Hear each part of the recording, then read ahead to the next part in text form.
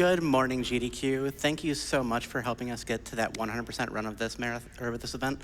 I am super excited. This run is a ton of fun. I've been running it for a few events, and it's a lot of fun. I'm going to go ahead and just start off. We'll do some introductions with the couch in just a moment. Time is going to be, or we're going to start time when I click confirm. We're going to count us down in 3, 2, 1, go. Good luck, Allie. You got this. So first thing we do, we actually just skip a whole intro cutscene by just clicking through things with us. Couch, you want to introduce yourself? Sure, I guess I'll go first. I'm selcouthmind. I am a runner of the legacy version of this game. We'll get into that a little bit later. Also a very good friend of the developer Daisy Games. And hi, I'm Quacksilver. I like indie games the normal amount, and I am excited to investigate this one. Quack, how many times have you said that this weekend? Don't worry about it. I'm a little worried about it. All right, so this is Crossroad. This is a game with a bunch of different block-moving puzzles. We have ones that are gravity-based for the blocks. Some of them are just based off of having to unlock with keys, and we have a lot of stuff going on for this. We also have a handful of mechanics that will be explained out of order because, of course, for 100%, we need to get a bunch of candles and do a bunch of bonus puzzles that we would otherwise skip in any percent, including changing the route a bit. So here we're going to click on some work in progress puzzles. Okay, these are not really puzzles. They're just going to go over here.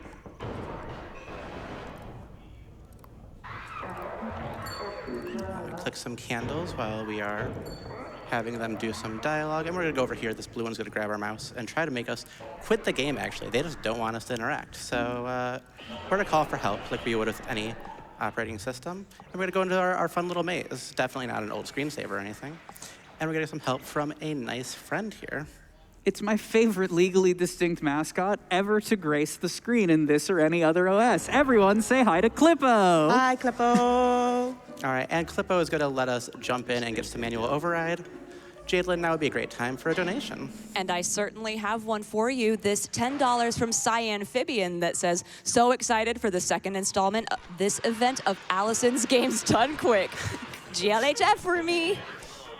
Thanks. So now, so we have our friend here, Clippo. He's going to help us manually gain control of this. It already shows at the bottom that you get 100%. It will show that for each area.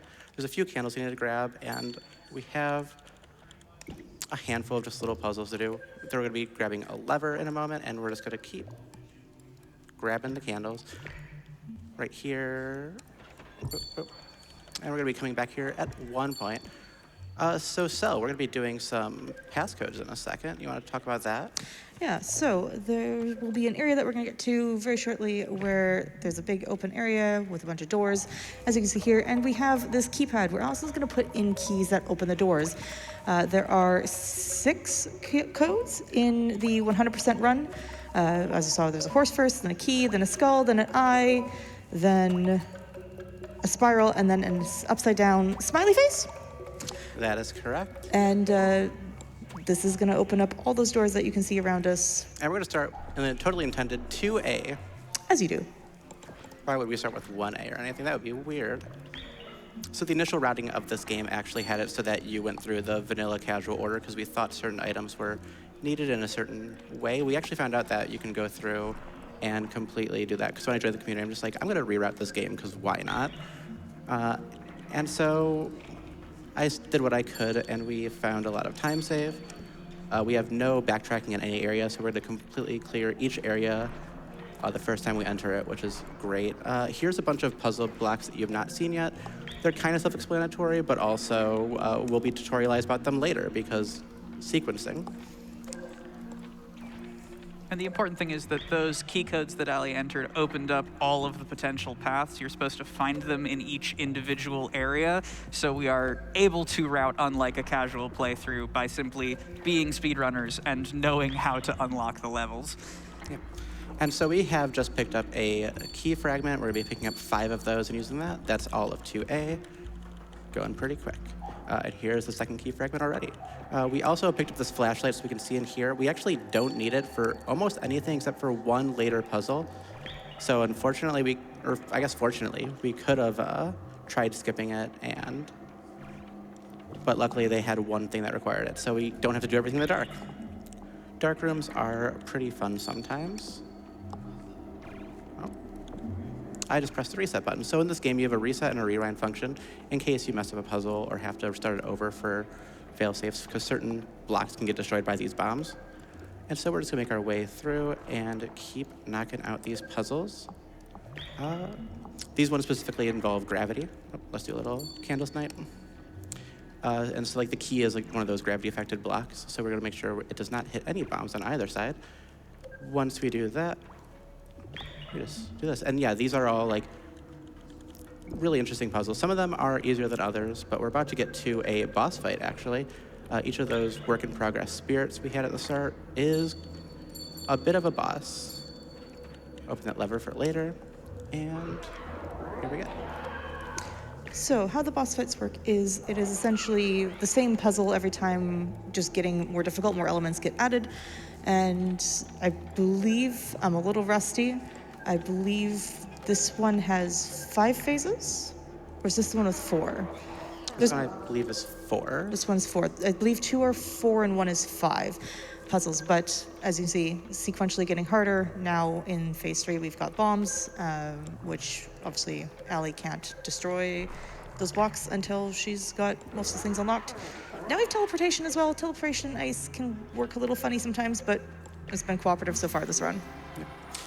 And every time you get one of these, they're going to be bounced around the main screen. We're just going to immediately go back to the maze and not worry about them for now.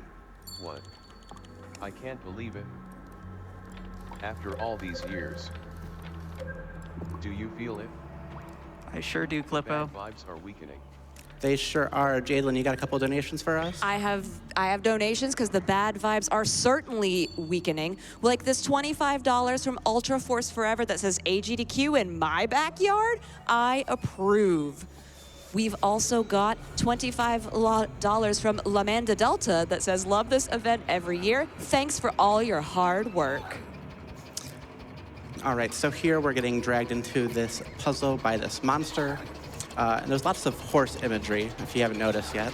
You have to be careful here. If you go too quickly, it will cause the game to kind of just flashbang you and have the cursor dragged off to the side, because this is operation rules. If you hit the side, it will go back to the start, and we do not like that. So we're just gonna be careful, and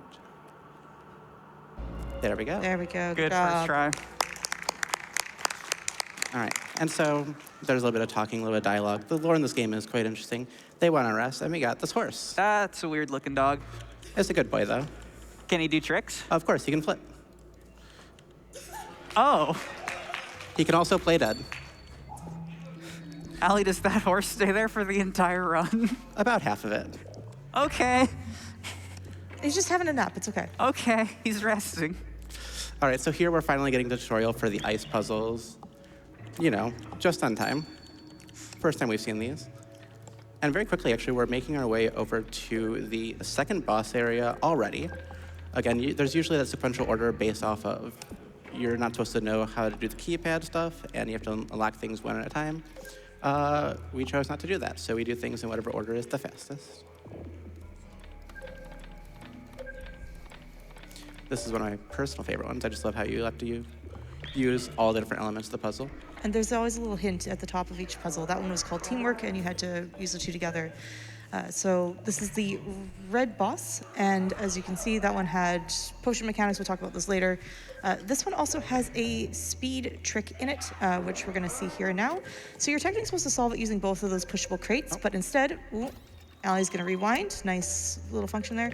And instead can snipe it. So shift the crate over, and then have the line up ready to move, and as it falls down, just pull it through, and doesn't matter. The game accepts it, and the dev considered patching it out, but decided to leave it, and good job. That's Red Boss done. Nice. Yeah, I genuinely don't know how to do that casually. Neither do I. Technology is healing. That's a bold But we're claim. not done yet. And by we, I mean you. The dialogue's in a really funny spot because there's a couple of puzzle elements over there that we're going for. And luckily I was able to get through there, but let me just restart that.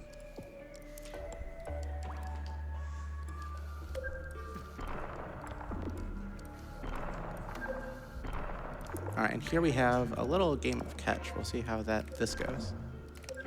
This is one of the earliest skips that was found, and That was what, second, third try? Very good. Yeah, nice.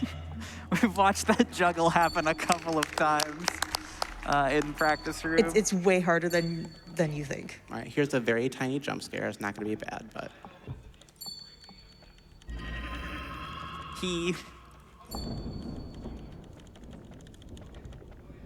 all right, so we only need one more puzzle piece. If we go so fast, we just run into them, and they're just like hitting the texture on the wall. It's very funny. And that's 1B fully complete. Look at that. And so now we're in the first level of the game? Oh yeah, this is where you start. So the way these puzzles work, right, is that there are sliding blocks using... Perfect time to describe that, yeah. These are essentially Sokobon puzzles meet sort of The Witness with elements of Pony Island. Yeah, honestly, like the lore and like the aesthetic of this game just is fantastic. And it's just like a great little game. It's only $5 on Steam. Support indie devs, you know. It's always what I'm here for. Every game I've run is some form of indie games, so gonna keep up that trend. But while we're traipsing through 1A after having done a lot of later levels, I think we have time for 1 or 2 quick donations.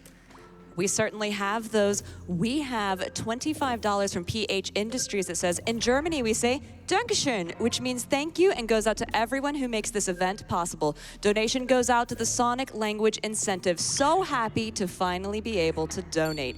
And just as an update on that and to inform you in case you did not know, we have a bid war right now going towards the Sonic Language, let me try that one more again. Hold on. Shadow Generations language choice, which is French, English, German, Japanese, Italian, and Spanish. Currently, French is in the lead. All right, so I just made that graveyard key, and I immediately just threw it in there. You need 5 key fragments. You just assemble it in 3D. It's quite cool. And now our little horse friend is going to say thank you. Just like we're thanking all of you for your fantastic donations. Yes, thank you all. And I'm going to pick up some scissors. We're going to use this for a few webs we need to break through, although we have a little bit of a different web to start with in just a moment. Oh, and we have a nice little rat friend. Quick little warning, if you don't like gore or violence to animals, I would look away for a couple seconds. I'll give you an all clear when it's safe to return. We love the rats. Shout out to the Fatales. Shout outs to the Fatales.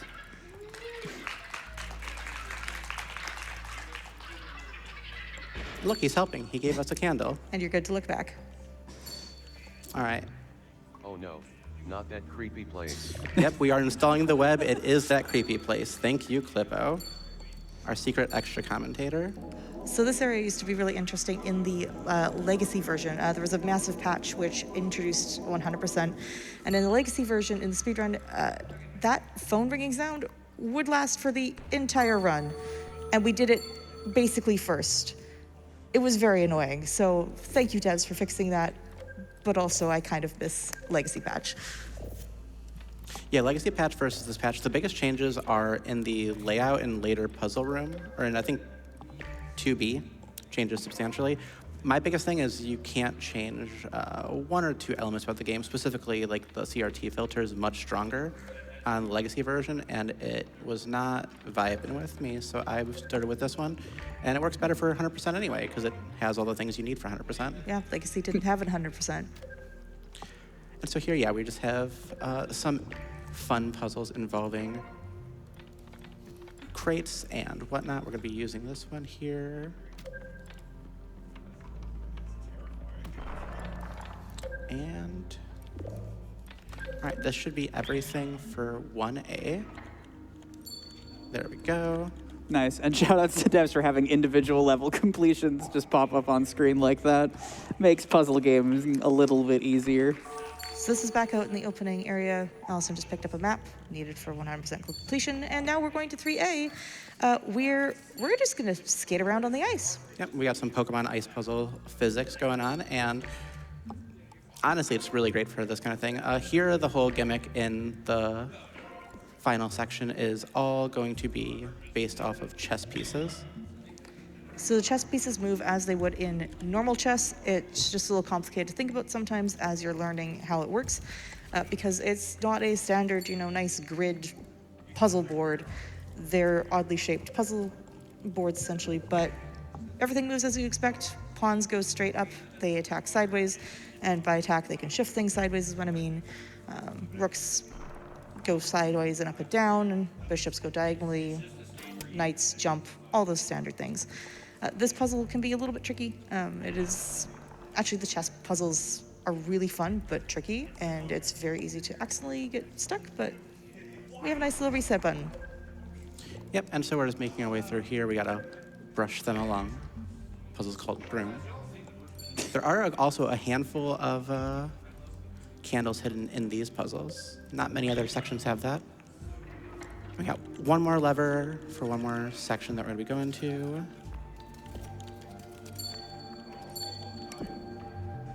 This one was one I actually just rerouted recently. Oh.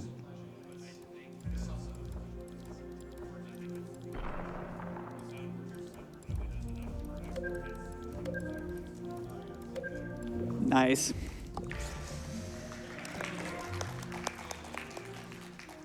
Yeah, the pushing mechanics where you can push chess pieces through diagonals that are otherwise inaccessible, like especially pushing rooks and pawns through diagonals, is a hugely brain-warping thing to anyone who has ever played chess before.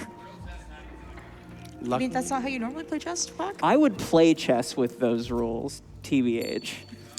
And unfortunately, this area doesn't really give us much. It just gives us candles, puzzles, and the code to 3B, which in any percent, we just don't even need to go there. We only do 5 of the sections.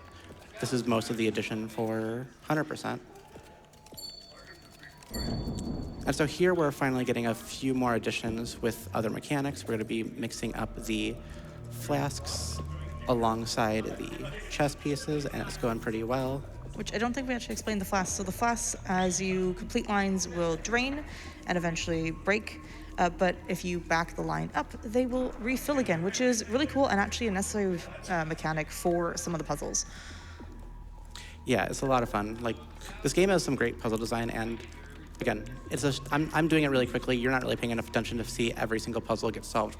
So you're gonna have plenty of chances to struggle with it yourself. And we're gonna do some ice skates in a second, but we're gonna skip those for now.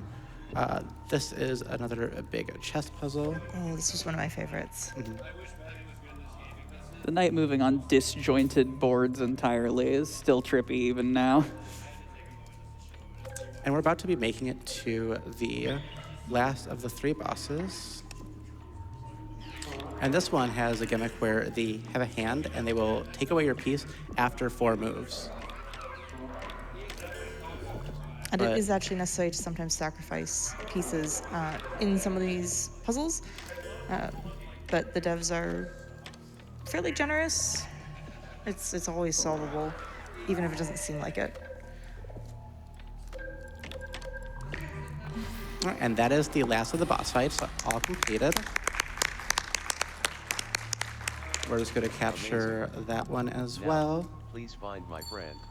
Now, yeah. I never thought I'd see them. Pick up the ice Get skates, what they deserve.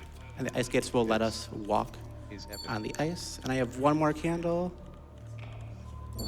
and that is 3B 100%. So we just have one last He must be section. somewhere.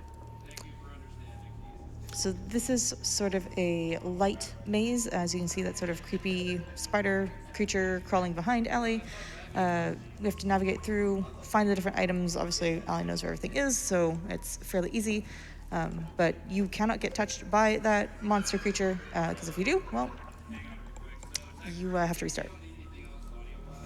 All right, and times will be coming up in just a second as soon as the credits start. Before it comes.